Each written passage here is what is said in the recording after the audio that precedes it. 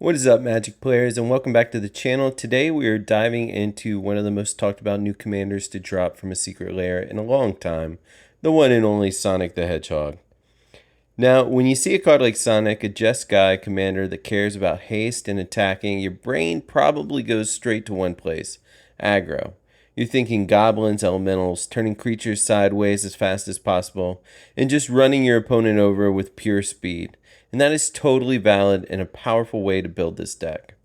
But what if we did the exact opposite? What if instead of going fast, we used Sonic's speed to slow everything down? To be patient. That's the brilliant idea behind today's deck tech, originally brewed by Levi Perry over on EDH Rec in his article, Hurry Up and Wait. We're talking about Sonic and building him as a draw-go commander. A reactive, controlling instant speed machine that aims to win through clever timing, tactical superiority. So buckle up, because today we're breaking down how to play Magic on everyone's turn but your own. Let's get into it. Sonic is a 2/4 creature with haste, and it is Jeskai plus 1 colorless for 4 mana. And then it has 2 main abilities. Whenever Sonic the Hedgehog attacks, put a ++1 counter on each other creature you control with haste or flash. This is the core of our board development. In a normal game, you have to choose between developing your board on your turn or holding up mana for interaction. With Sonic, you don't have to choose. By leading an army of flash creatures, you can pass your turn with all your mana up, play your creatures at the first opportune moment, right? And then when you untap and swing with Sonic, he grows your entire instant speed army. It's a threat that builds slowly, turn after turn, right under your opponent's noses. But this second ability, this is the line of text that truly unlocks the deck's potential. Whenever another creature you control with haste or flash is dealt damage, create a tap treasure token. Notice the wording here. It doesn't say die, it just says is dealt damage. This turns every single point of damage against your creatures into a resource. Chump block doesn't just save your life, it ramps you. A board wipe from an opponent might kill your creatures, but it'll leave you in a massive stockpile of treasure to rebuild with, right? And as we're about to see, we can even get a little devious and use this ability to our own advantage. This little line of text is the economic engine that funds our entire game plan. So how does this all come together? The game plan is simple in concept but deep in practice. Play, draw, go. For the first few turns, you'll do what any deck does. Play your lands, maybe an Arcane Signet or Soul Ring, then you cast Sonic. And from that point on, your main phase is effectively over for the rest of the game. Your goal is to pass every single turn with all of your mana available. You become the arbiter of the table. Does that spell resolve? Do I need to flash a blocker here? Should I play a threat at the end of my opponent's turn?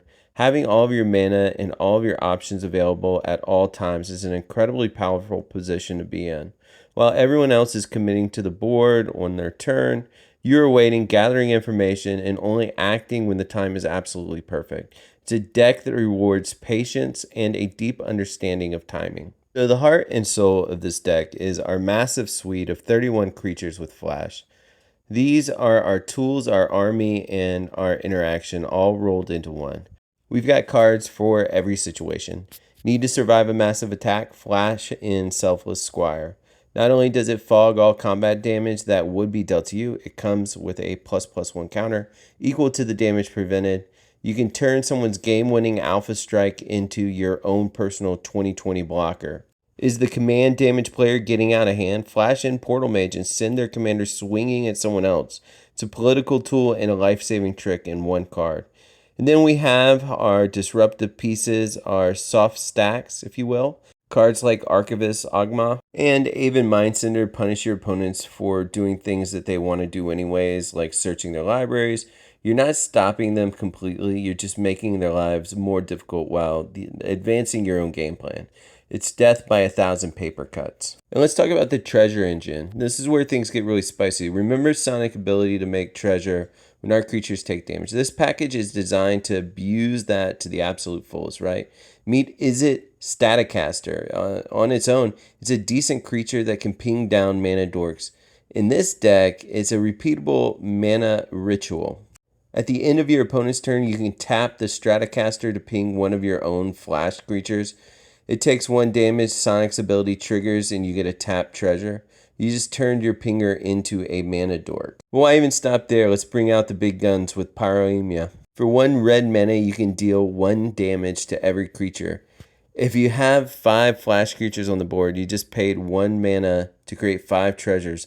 This is how you generate an explosive amount of mana out of nowhere, allowing you to cast multiple spells on an opponent's turn or set up for a massive game-winning play. Now you may be thinking, you said this was a flash deck, why are there non-flash creatures here? Well, some cards are just so powerful and synergistic that they're worth tapping out for on your own turn. Case in point, Wave Break Hippocamp. This is arguably the most valuable creature in the deck. Whenever you cast your first spell during each opponent's turn, draw a card. In a 4-player pod, this can easily mean that you're drawing 3 extra cards every single turn cycle.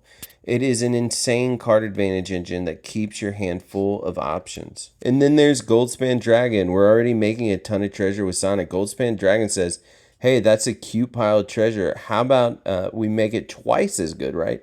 Every treasure now taps for 2 mana. This is how you go from holding up a counterspell to holding up a counterspell, a creature, and activating an ability all at once. So we've controlled the board, we've drawn 1,000,000 cards, and we've built up an army of flash creatures with ++1 counters. How do we close it out? We win with a good old-fashioned combat step, amplified to an insane degree. Our main finisher is Moonshaker Cavalry. This is our white crater hoof behemoth. You cast this and suddenly your board is unassuming 3/3s and 4/4s, becomes an army of 10/10 flying monsters swinging in for the kill. Our other big finisher is Akroma's Will.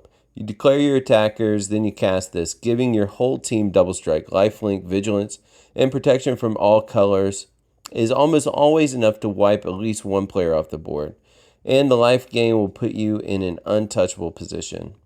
And for the style points, there's an alternate win condition with Knuckles. If you control 30 or more artifacts on your upkeep, and yes, that includes all the treasure tokens you've been making, you just win the game.